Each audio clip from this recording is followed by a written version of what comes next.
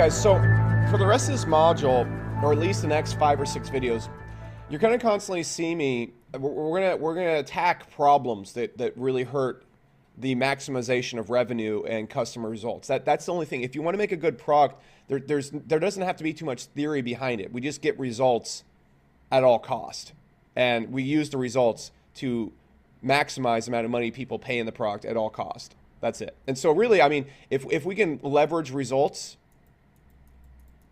we're going to win here. And so I'm going to be attacking problems that hurt results and that hurt maximization of revenue. And we're going to be using our toolkit that I introduced before. We're going to be using customer success, forced results, and forced adoption. And so those are like the weapons that we're going to constantly use. And so I'm going to introduce ideas that we need to attack. And this applies to a consulting service. This super applies to services. This applies to SaaS. And this applies to info products. Now, throughout most of this, I'm going to be referencing this as info products and using HighRisk as an example. But you have to look, this is apples to apples across anything you're doing. Okay, I've done this at services. I've done this at consulting.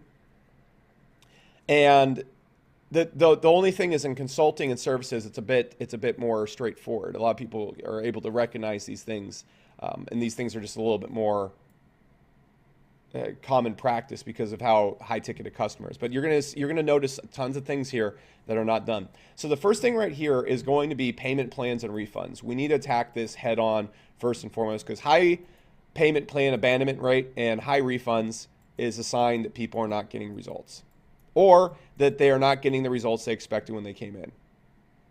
And so there's all sorts of things we can do. We can make, if you want people to have less results or less expectations of results, lower your pitch, downplay what you're doing. But no one wants to do that. So we better actually deliver on the results that the crazy pitch that we're going to be giving here.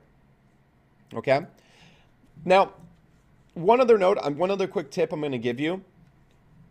You're going to notice that getting people results in info products is an extreme challenge.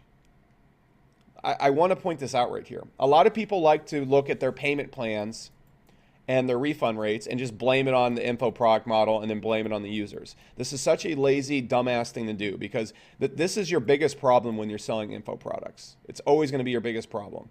And to say, oh, this is just a problem I can't solve, this is why you can't scale. Okay? The blaming on your user, it's a cop out. You're also going to notice that businesses with huge moats like SaaS and specific services and everything that's really narrowed down, it's a lot easier to get people results because you can take the responsibility out of the user's hand. That's your challenge. That's your moat with an info product. You have to understand this about info products. Your moat when it comes to SaaS and services is the insane amount of work it takes to actually build something that works. Your moat when it comes to an info product is taking the insane responsibility out of the person's hands as much as you can to force them to get results. Because the hardest thing you can ever do is make someone do something. Okay? Like, people will not do anything in their best interest, even you and I. It is borderline hell on earth to get me to complete anything, any type of course or any type of product out there. Okay? Like, I have to be super motivated. In almost every aspect of my life, we behave just like our users. We just are hyper action takers in entrepreneurship. And so, your challenge with info products and the great quality of your info products does not come from the quality of your info. It comes from the quality of how you teach and get people to take action. That's where it comes from. So that's your software challenge. And so the reason why people are like, oh, my payment plans and refunds are out of control and the customers just suck and it's the nature of info product is because they failed to create a good info product. It all comes down to the teaching and whatnot. So how do we attack payment plans and refunds? Well, here's a list of things that I think are going to be super relative. Now, first and foremost, why are payment plans and refunds so relevant? It's because if you have a 50% payment plan completion rate and you have a 20% refund rate, I can already tell you with these numbers right here, you're probably going to have a really high chargeback rate that's going to make your life hell. Most people don't bring this up, but I'm just going to tell you your chargeback rate is going to make your life hell. You're probably going to get locked out of something. This is so common with people when they start to scale up. Their chargeback rate climbs above 1.5%, and then you die. Then you get locked out of your money, and you have a whole other range of problems. So before you make a new product, be aware that if you don't get this stuff handled, this is going to happen, and you're going to get locked out of your payment processor, and that's a whole other list of problems. It's going to happen to you. Okay, we came dangerously close to this with Stripe, who's even more strict, and this is when I really started really digging into this and getting it in control. Now my dispute rate is like 0.28%. So the reason why it's so important too is because you can't make the numbers work. All right, there'd be months and like HM when we first got up, where I'd sell like $500,000 of it, but like the cash that finally came after gross plans was like $200,000. And when you subtract the ad spend from it, the profit is not that great. And it took like 4 months to get that $200,000 in. It doesn't work. It does not work. It's terrible. You can't bet on it. It's not consistent. And then when those refunds are super high, I mean, it's just cutting in. It's just cutting in. It's just cutting in. And if people just complete their payment plans right here, if you spend $100K to do $500K, and you only do 200, let's say you spend $200K to do $500K. Wow, this is an amazing result. But then when people don't pay everything, you're breaking even or losing money. And it takes you to 4 months to get in there, so you might as well be losing money. It doesn't work out at all. You can't scale. And so the number one thing you got to do, and the number one way you scale is making people complete payment plans and refunds. So we're going to be focusing on using our tools, customer success, force results, and forced adoption to attack these problems right here.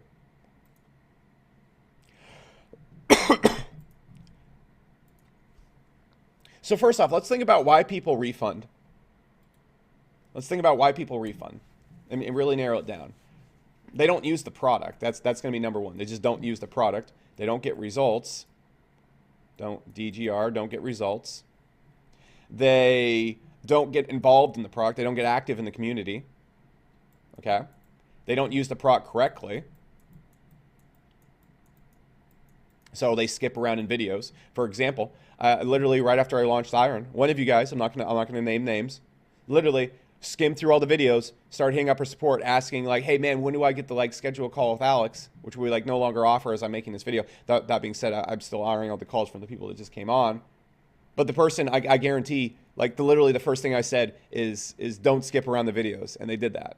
You can see, just if a person doesn't use it correctly, they're not going to hop on. Then they're going to hop on a call with me, and they're not even going to know what the hell the Iron program is.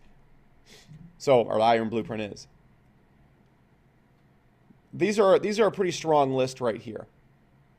And then finally, they don't complete the product, which would fall under getting used correctly. So how can we attack these things? So the first and best one right here is another one they feel is that they don't feel the product works. They don't feel the product works. Product does not work. That's how they feel about the product.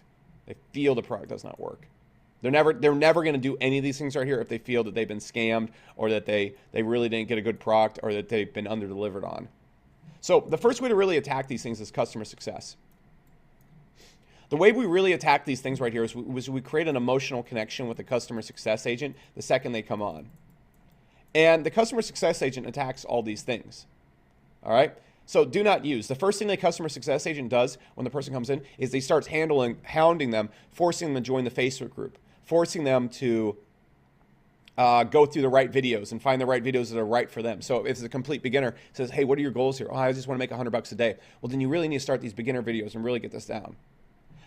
Did not get results. Customer success agent takes them straight to the videos that get them the results, hits them up. There's a little pop-up down here. You can set an intercom to fire. And so what happens is when a person logs in the first 4 times, we have Jack, or one of our customer success agents. I'm just going to refer to him as Jack. He's actually the customer success agent at Iron as well. You might notice that he messages you and hassles you when you come inside. This is exactly why I want you to get results with my program. It's extreme importance that you get results here. It's the most important thing. And so Jack hits them up the first 4 times they log in. "Hey, it's Jack. Hey, it's Jack. Hey, it's Jack. Hey, it's Jack. What's up? What's up? What's up? What can I help you with? Where are you lost? What's going on here?" And there's 2 reasons right here. We're also trying to trigger an emotional connection. All right, Jack becomes like their dad or like their brother in arms, trying to help them get results. And we're going to talk about how we use this to mitigate refunds as well. But let's talk about the reasons, these ones first right here. Jack also pushes them to join the community. Tells them, "Hey, all right, here's the community. Are you in the group right now? Are you talking to people? Are you seeing all these things right here?" And then finally, hey, oh, wait, don't skip around. If the person hits them up or is frustrated or is thinking about a refund, hey, did you use the course correctly? Did you do this? Did you do this thing right here? Did you watch the first mindset section? Really shows you exactly how to use the course correctly. Complete the course. Okay, this all ties into this stuff up here.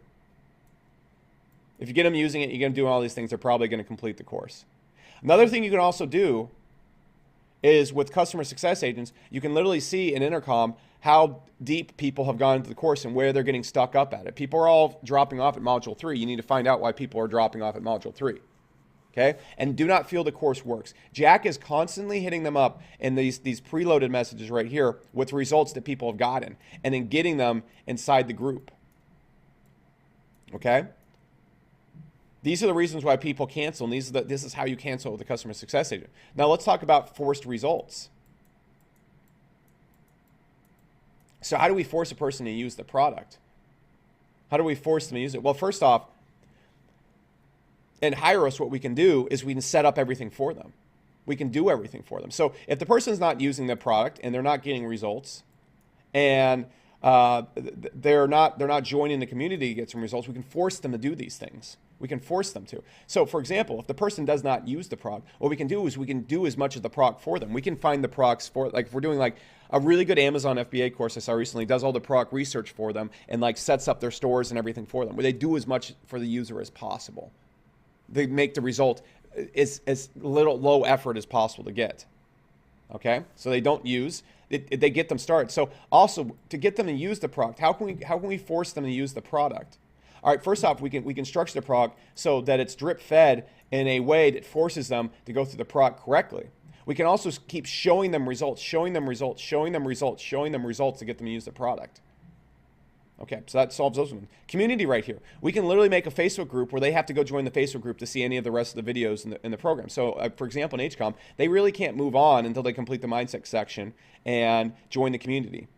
Okay, this isn't the same thing at Hyros because we don't have a big community because we're a lot more high-tier ticket users. Now, correctly, how can we force them to use it correctly? Very easy. We don't let them access content they're not ready for. The biggest thing that will destroy your courses is letting people jump around, because what people will do when they jump into your courses is they'll try and jump to like module 4 with like this one thing right here, that like the big sexy secret, and the sexy secret is built upon everything else. Okay, that's just like this course that you're in right now. Hopefully you've realized this by now, but like the big sexy secret in this course is ads, and you're going to find out that the big sexy secret is really, the big sexy secret is all the things that lead up to ads. And so you got to get people to use the course correctly and then get them to complete the course. There's all sorts of things you can do to incentivize it, but that's kind of more enforced adoption. And then feel the course does not work. How can we force them to see the course that works? When a person joins, the first thing that happens, Jack's showing them results, but we're also sending them emails every 3 days with customers' results. In the first module, it's results, results, results, results. When they join the group and they get involved in the community, it's results, results, results. And so this stuff right here counters it like crazy. And all right, then force adoption. What adoption is the behaviors you need people to undertake to use your program. Okay? And if you get a person to do forced adoption, they're going to knock out all these things right here. So like forced adoption is where we get people to join the group. We force them to change their mindset. We force them to use or partake in certain behaviors. So for example, when they're in the group, when we're worried about them completing the program, what we do is we constantly use the group and the community to reinforce that the program works and that if they just complete the program, they're going to get results. That's so absolutely huge. All right, with forced adoptions to prevent refunds and people canceling at Hyros, we're going to do everything for them. We're going to force them to get results, and then we're going to consistently send them reports until they start using the software on their own. Once they do that, I mean, they're hooked in. We're not going to lose them unless we do something insane at that point. In HCOM, you'll notice the first thing we focus on is teaching people how to make their beds. All right, and what I mean by that is teaching people how to actually develop good work habits, how to actually go and use the community correctly, how to use the Q&A correctly. For example, they're not allowed to move on to the next module until they attend the Q&A session. That Q&A session is going to stop most of the problems that they run into.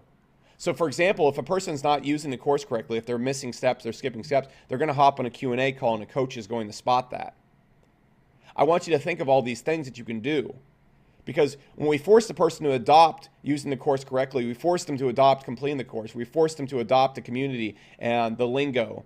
And we force them to adopt that not using the product is why they'll fail and taking a little bit of responsibility on themselves. That's when you're going to start seeing refunds start to plummet because we're attacking the core things. And so those are some examples I wanted to lay on you real quick. Okay?